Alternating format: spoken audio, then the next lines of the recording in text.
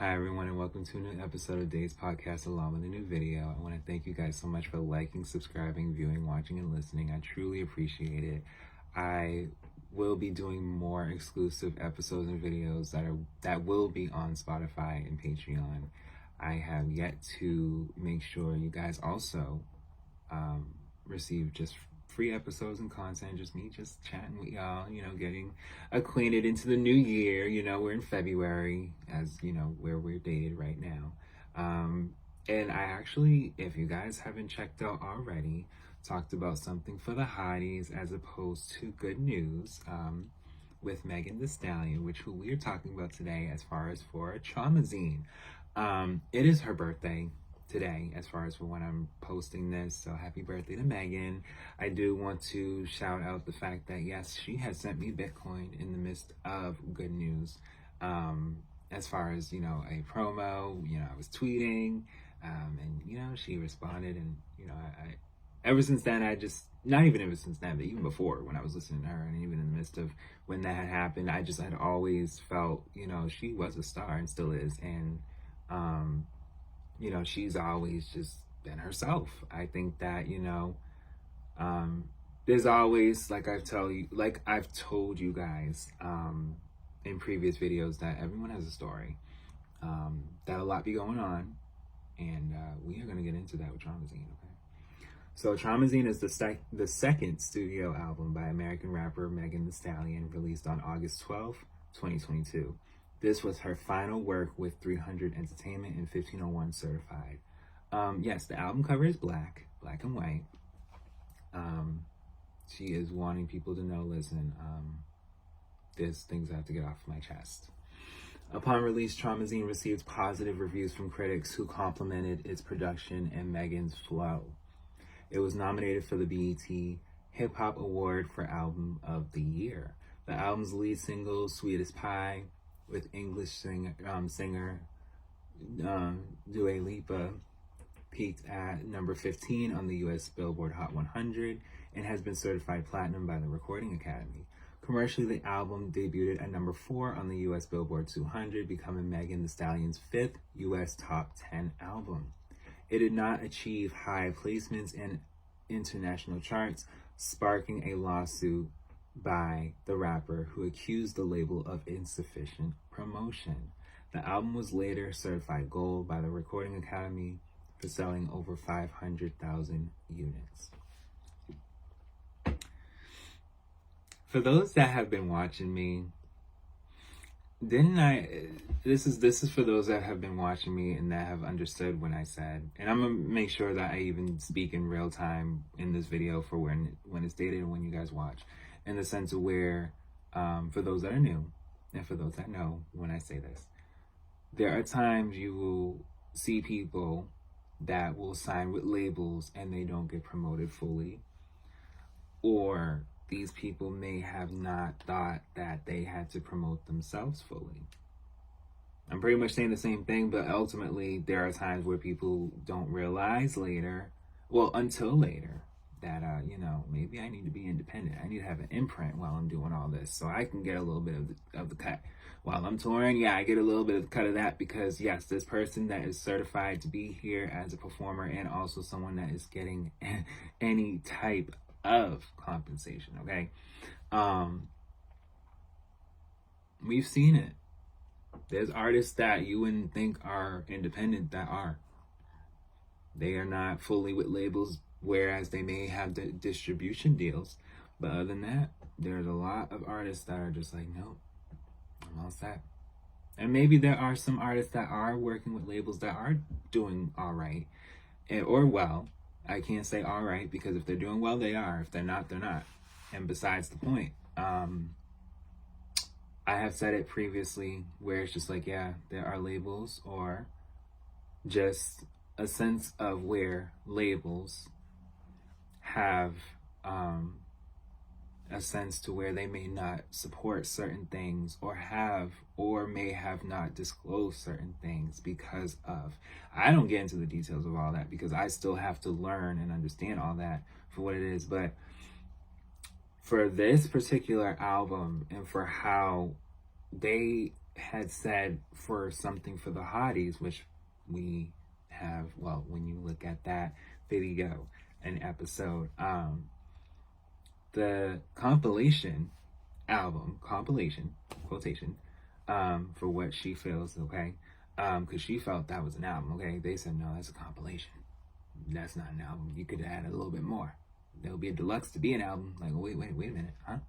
But that's from what she had said, I believe.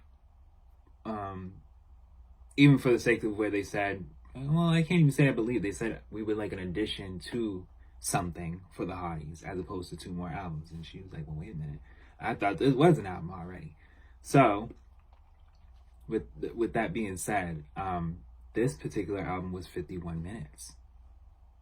So I went to wait, not saying I, but she's saying from her point of view and from what she is saying here is, I did 51 minutes this time. This is an album, right? Why is there not enough people from where I would even go to perform for not receiving the album enough? What's going on? And that, yeah. And like I said in previous videos, overseas, when they know you, oh no. They will wait until you are really being like, hey, so I'm out here, get your tickets.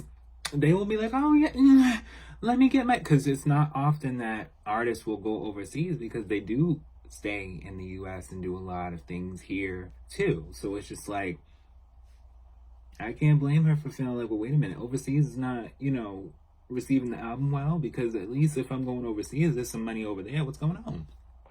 Because she's still a new artist as opposed to having Grammys. So it's just, yeah. I don't really want to get into all that legal stuff about it because we already kind of talked about a gist of it and something for the hotties. So we will keep it in the way where it's just in this time and form. Yeah, on August 11, 2022, Megan took to Twitter to announce that her second studio album, Traumazine, would be released the next day.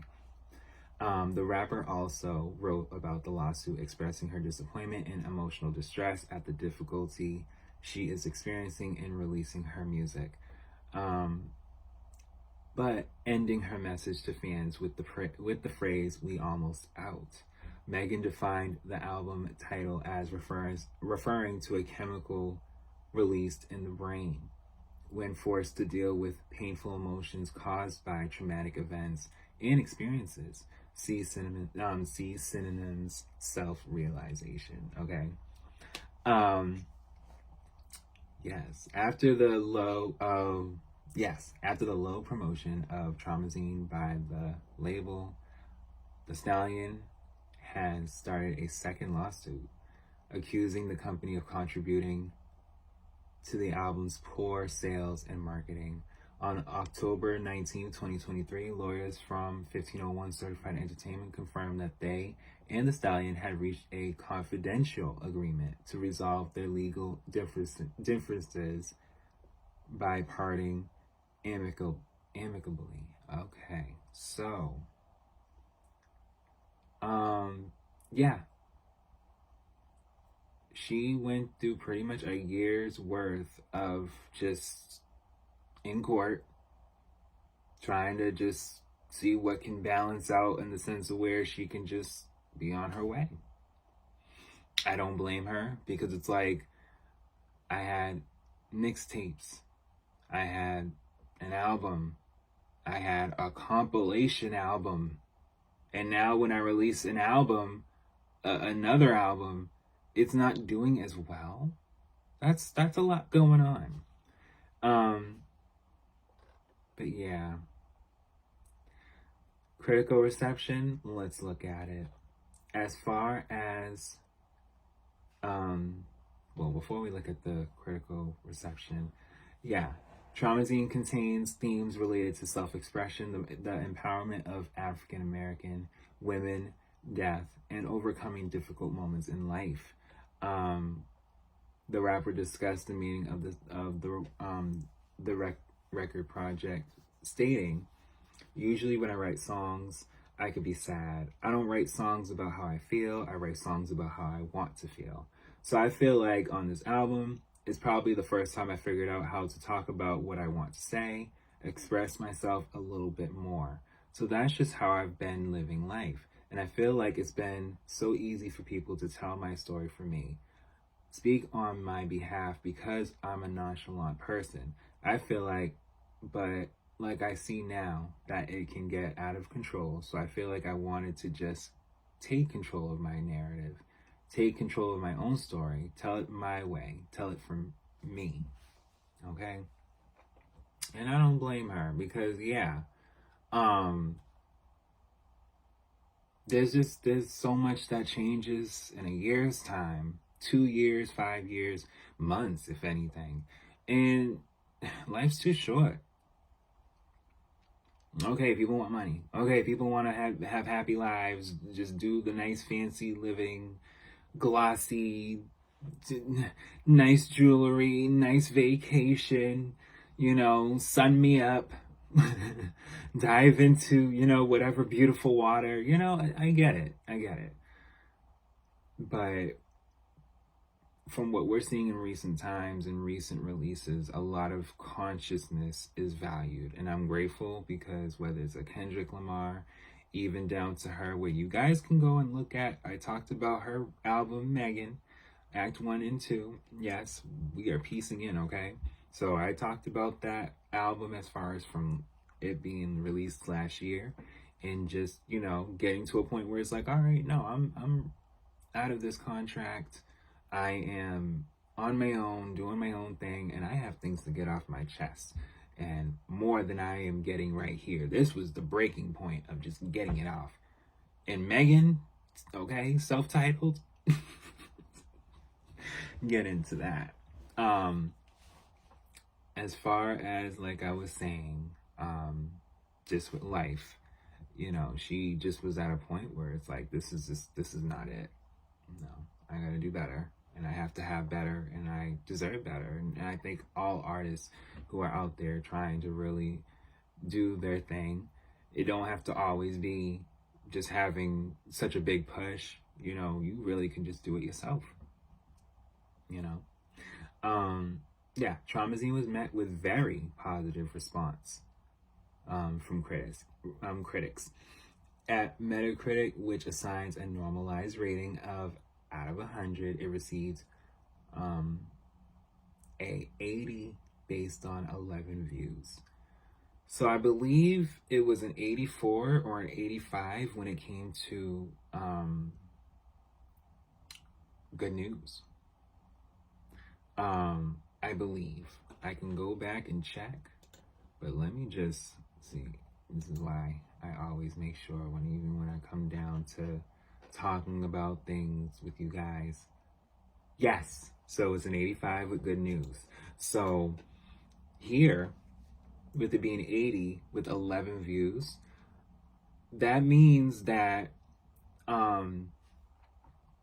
again, this is based off of her still being with the label. If by any chance there was, a sense of where marketing would be, and maybe just a sense of just promotion too, from, her stance, it probably would have did a little bit better from reviews. But that doesn't take away that it's past 75 and 72 and 70, and usually there's albums that are in that range or even in the 60s with more reviews. And with less reviews and already being at 80 on the dot, it's like, okay, well, this is not bad. This is actually good. And it said very positive. It just did not have enough in the sense of when it came out as opposed to what was already coming out. Because from what I'm seeing here, Sweet as Pie released March 11th, 2022. Plan B, April 22nd, 2022. Pressurelicious, July 21st, 2022. And then Her, August 15th, 2022. So there's already singles coming out in the midst of building towards the album being released. And what do you mean it's not internationally going anywhere as much as it would here? What's going on? If they're already getting 4 songs already and visuals at that. So that's important. A lot of times people don't really emphasize that when it comes to these commentaries. You guys know my commentary is mine. You know, I do my own thing. Everybody, you know, they'll get more into detail, show you guys the flashiness, which I could get into. You know, I could show pictures and stuff, but you know, I like to make it where you guys can talk with me, even from a sense of it being audio, where it's just like you guys are just, you know, you guys are with me, you know.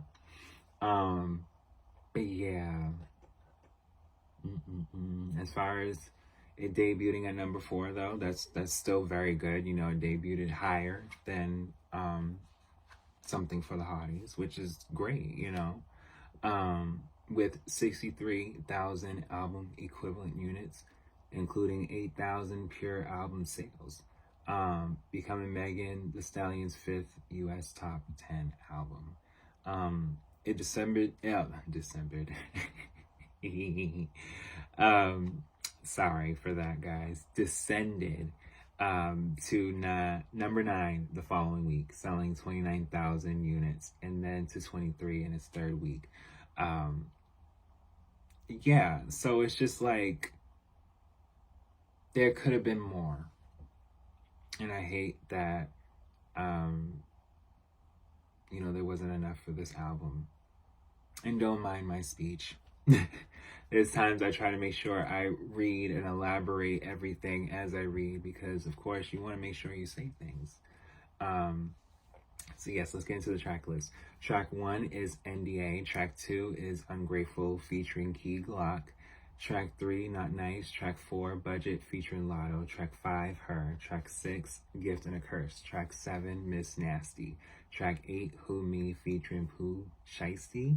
Track 9, Red Wine. Track 10, Scary featuring Rico Nasty. Track 11, Anxiety. Track 12, Flip Flop. Track 13, Consistency featuring Janae Aiko. Track 14, Star featuring Lucky Day. Track 15, Pressurelicious, Pressurelicious, oh God, I can't say this word right. Sorry. Pressurelicious, there we go, featuring Future. Track 16, Plan B. Track 17, Southside Royalty Freestyle featuring Sauce Walker, Big Pokey, and Little Kiki. Track 18 is Sweet as Pie, featuring Dua Lipa.